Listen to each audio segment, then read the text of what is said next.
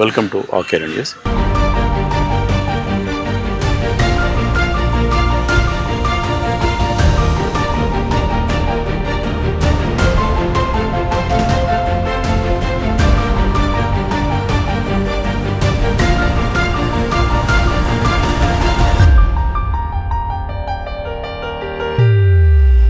ఇది మార్లవాయి గ్రామంలోని రాయ్ సెంటర్ అంటే మైదాన ప్రాంతాల్లోని గ్రామ పంచాయతీల్లో గతంలో ఉన్నట్టుగానే ఇది ఒక రచ్చబండ సెంటర్. ఇక్కడ గ్రామానికి సంబంధించిన సమస్యలు ఎట్లయితే రచ్చబండలో పరిష్కారం అవుతాయో దాదాపు 42 గ్రామాలకు సంబంధించిన సమస్యల్ని ఇక్కడున్న ప్రజలందరూ వచ్చి ఇక్కడున్న ఒక గ్రామ పెద్దకు ముందే ఆ సమస్యను అంటే విన్నవించుకున్న తర్వాత ఇక్కడ అందరూ గ్రామ పెద్దలు అందరూ కలిసి ఆ సమస్యను పరిష్కరిస్తారని ఇక్కడున్న మార్లవాయి గ్రామస్తులు చెప్తున్నారు. ఒకసారి అసలు ఈ రాయ్ సెంటర్ అంటే ఏంటి, రాయ్ సెంటర్ గురించి స్థానికంగా ఉన్న వ్యక్తితో మనం తెలుసుకుందాం. నమస్తే అండి. మీ పేరు? నా పేరు సోనేరావు. రాయ్ సెంటర్ అంటే ఏంటి, అసలు ఏం జరుగుతుంది? గ్రామాలలో పటేల్ దేవరి ఉంటారు కదా, ఏమన్నా ఊరు పంచాయతీ భూమి పంచాయతీ గాని లేకుంటే ఆడోళ్ళ పంచాయతీ గాని కుటుంబ సమస్యలు ఊరు పటేల్కి చెప్పేస్తాం. ఆ ఊర్లో కూడా ఆ సమస్య పరిష్కారం కాదు, పరిష్కారం కాకపోతే అరే ఇక్కడ అయితే అయితలేదు. ఏ రోజు వస్తారు ఇక్కడికి అంటే ఎట్లా రావాలి? ఏదైనా భూమి సమస్య వచ్చిన తర్వాత 44 గ్రామాలకి ఇది ఒక రాయ్ సెంటర్ సార్. 44 గ్రామాల నుంచి ఎవరన్నా అయ్యచ్చు ఏమన్నా సమస్య వస్తే. అదే సమస్యని ఇక ఒక సార్మేడి ఉంటాడు, ఆ సార్మేడికి వచ్చి వాళ్ళు చెప్పేస్తారు, సార్ మనది ఇట్లా భూమి ఉన్నది, అన్నదమ్ములు మేము కోట్లాడినాం, అతనికి 2 ఎకరాలు అయింది, నాకు 1 ఎకరం, అట్లా మీరు ఏమన్నా పరిష్కారం చేయండి సార్మేడి గారు అని ఈడొచ్చి చెప్తే ఆయన ఏం చేస్తారంటే 44 ఊర్లకి అతను వాళ్ళ పటేల్స్ ఉంటారు కదా వాళ్ళకి అతను ఒకరిని ఎవరికన్నా ఒకరికి చెప్పి వాళ్ళ 44 ఊర్లకి పోయి అతను చెప్పేస్తాడు, ఫలానా ఈ రోజున బుధవారం రోజున రాయ్ సెంటర్ మీటింగ్ ఉంటది, మీ ఊరు సమస్య అది, మీరు కంపల్సరీ రావాలి అని అందరికి చెప్పి వాళ్ళదే కాబట్టి వాళ్ళని తీసుకురావాలని చెప్పేస్తారు.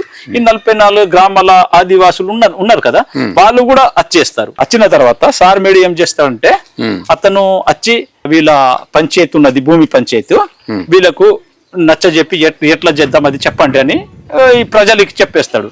ఓకే, అసలు ఇప్పుడు రాయ్ సెంటర్ అనేది ఎప్పుడు ఏర్పడ్డది? రాయ్ సెంటర్ ఎవరు? ఇప్పుడు ఇది రాయ్ సెంటర్ అనేది ప్రొఫెసర్ హేమండార్ఫ్ వచ్చిన తర్వాత వీళ్ళ భూమి సమస్యలు కానీ వీళ్ళ ఏదన్నా వాళ్ళ ఊర్లో గొడవలు జరిగితే వీళ్ళకి ఎట్లా చెయ్యాలి, ఎందుకు పోలీస్ స్టేషన్లు వెళ్తారు, వెళ్లకుండా మనం ఇట్లా చేస్తే మంచిగా ఉంటదని హేమండార్ఫ్ గారే ఈ రాయ్ సెంటర్ ని కూడా స్థాపించిండు. అది కూడా ఒకటి మార్లవాయి, ఒకటి గిన్నెదరి, ఒకటి జాతర్ల, 3 ఉండే ఇంతకు ముందు. ఇప్పటికి కూడా ఈ రోజు కూడా సార్ ఈ రాయ్ సెంటర్ నడుస్తుందా? నడుస్తుంది సార్. ఇప్పుడు ఇంతకు ముందు 2 నెలల క్రితమే అయింది, ఇంకా సమస్యలు రాలే ఈ 44 ఊర్ల నుంచి, కాబట్టి ఇంకా 2 నెలలు అయింది, ఇంకా నడవలే. ఓకే, ఎప్పుడైనా మీకు సార్ ఈ రాయ్ సెంటర్ లోకి మీరు వచ్చినా మీ సమస్య ఏదైనా పరిష్కారం? మా సమస్య ఏం రాలే, వచ్చినాం కూర్చున్నాం ఇట్లా విన్నాం గానీ మా సమస్య రాలే. అంటే మీరు చూసినది ఏ సమస్య ఎక్కువగా పరిష్కారం అయింది? అంటే భూమి సమస్య ఎక్కువగా వస్తుంది, అన్నదమ్ముల లేకుంటే నా పక్క భూమి ఉన్నది వాళ్ళది నా సైడ్ వచ్చిండు నీ సైడ్ వచ్చిండు అని భూమి సమస్యలు ఎక్కువ వస్తాయి. ఇక్కడ వచ్చిన తర్వాత అన్ని శ్రద్ధకొని చెప్పిన తర్వాత ఓకేనా మేము వచ్చి చూస్తాం అంటే ఇంత పబ్లిక్ వెళ్ళరు కానీ సార్మేడి ఒక 4-5 వెళ్ళి ఆ పటేల్ తోటి వాళ్ళ ఊరు వాళ్ళు పోయి చూసేసి వాళ్ళకు అక్కడనే సమాధానం ఇది చేసేస్తారు. విడాకుల పంచాయతీలు కూడా చేస్తారు. ఇంతకు ముందు చేసేవాళ్ళు, ఇప్పుడైతే విడాకుల పంచాయతీలు వస్తలేవు. పోలీసులు వచ్చి మీరు ఎందుకు మా దగ్గరికి వస్తలేరు, ఈ రాయ్ సెంటర్ ఏంటి అని అంటారా? అంటే వాళ్ళ అంటలేరు, అప్పటి నుంచి ఉన్నది హేమండార్ఫ్ ఆపించిండు కాబట్టి ఇప్పుడు పోలీసు వాళ్ళు కూడా ఇది రాయ్ సెంటర్ పోలే వెళ్తేనే వాళ్ళు కూడా నమ్ముతున్నారు. ఇప్పుడు రాయ్ సెంటర్ కు ఒక పెద్ద అంటే ఊరికి గ్రామ సర్పంచ్ లేకుంటే కుల పెద్దను అట్లా ఉంటారు కదా, రాయ్ సెంటర్ కి ఎవరైనా పెద్ద అంటే ఎవరు అవుతారు, ఎవరిని అనుకుంటారు, ఎట్లా అనుకుంటారు? అట్లా ఇప్పుడు 44 ఊర్లు ఉన్నాయి కదా సార్, వాళ్ళ నుంచి మంచిగా మాట్లాడే వాళ్ళు, వాళ్ళని ఎవరైనా మంచి వాళ్ళని చూసి నీవు సార్మేడిగా ఉండాలి. హేమండార్ఫ్ గురించి ఈ ఊర్లోనే ఎక్కువ కాలం ఉన్నాడు కదా, హేమండార్ఫ్ వల్ల ఈ ఊరికి ఏమైనా మేలు జరిగిందంటారా? ఇప్పుడు కుమ్రం భీము పోరాటం చేసిన తర్వాత ఎందుకు పోరాటం చేస్తున్నారు ఆదివాసులు, కుమ్రం భీము ఎందుకు చనిపోయిండు అని ప్రొఫెసర్ హేమండార్ఫ్ ని ఈ ప్రాంతానికి పంపించిన తర్వాత అతను గిన్నె జరీలు వచ్చిండట ఫస్ట్. గిన్నె జరి వచ్చిన తర్వాత అతను బాగా రెడ్ ఉంటుండే, ఇక్కడ దాకా చెడ్డీలు వేసుకుని వచ్చిండు, భయపడిండట. అప్పుడంటే ఆ కాలంలో మనం కొంచెము ఇక్కడ చేంజ్ చేద్దామని కొడితే కూడా పట్టువరీలు వాళ్ళు ఉండే, ఆ టైంలో ఉండేట.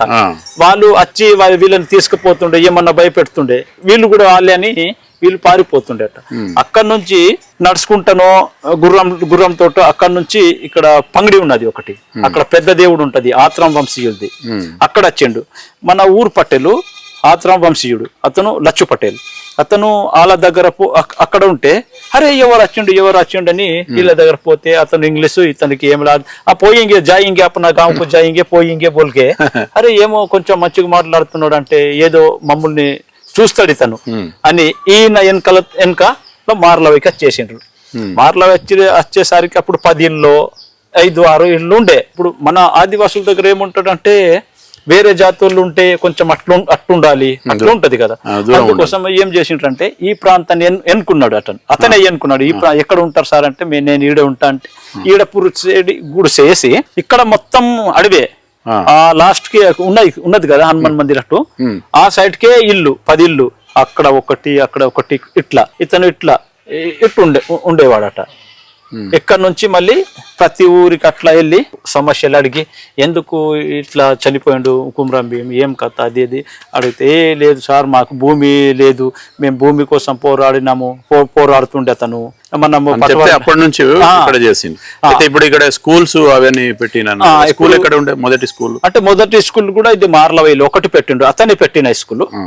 అంటే వీళ్ళు ఆదివాసులు వెనకబడి ఉన్నారు, అయితే వీళ్ళకి చదువు రాదు, ఏమి రాదు. కాబట్టి వీళ్ళు ఇంత వెనకబడి ఉన్నారు, వీళ్ళకి ఏం చేద్దామని ఇక్కడనే మన ఊర్లోనే ఒక చిన్న స్కూల్ పెట్టిండట అతను. అంటే దాంట్లో ఏమి నేర్పిండు అంటే ఇప్పుడు మనం కావు గీవు అవి ఏమి లేదు, కా అంటే కాడ. ఇప్పుడు ఏమంటా ఏపీఎల్ పీల్ అంటాం. అప్పుడు అట్లా లేదు వాళ్ళకు. కా అంటే కాకి అంటే కాకి అనేది లేదు. ఇప్పుడు మనం గొండి కాడ అట్లా నేర్పించిన తర్వాత మెల్లమెల్లగా తెలుగులో వచ్చేసిండ్రు. ఫస్ట్ ఉర్దూలోనే ఉండేట, ఉర్దూ మరాఠీ ఉండే.